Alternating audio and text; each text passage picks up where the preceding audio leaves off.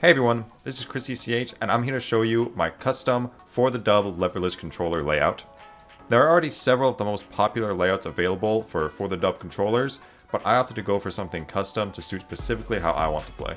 So let me show you what these buttons do. The first button is down here that you use your right thumb for.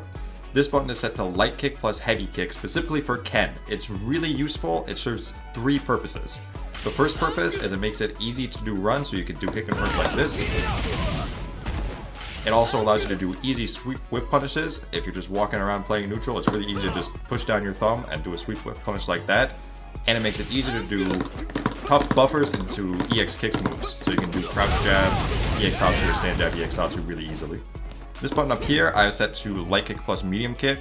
I use this for run overhead, and also sometimes if I just want to use crouching medium kick.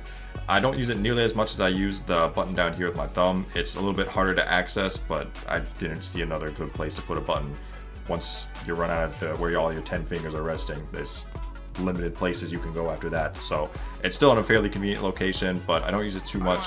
One thing I do like using it for is specifically for this frame kill. It makes it really easy to just mash on the medium kick there, and you guys are counting pretty easily. And then the last button, the one I get the most questions about by far, the one that looks the most unusual, the one that's so special it gets its own shade of blue compared to all the rest of the buttons.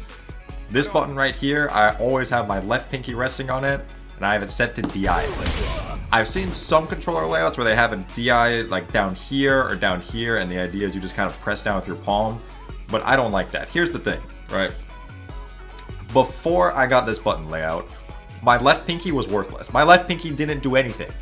It had no purpose in life. But now it actually serves the incredibly important purpose of any time I'm in the corner, my entire life is now resting on my left pinky. And some people don't trust their left pinky enough to do this. They think that, they'll be walking around and you might accidentally press on DI and you won't undo that.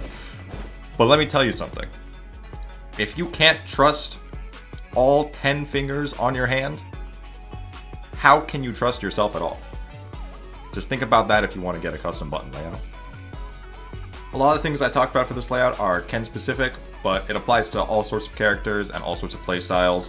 One thing it's really useful for is modern controls, everybody's favorite.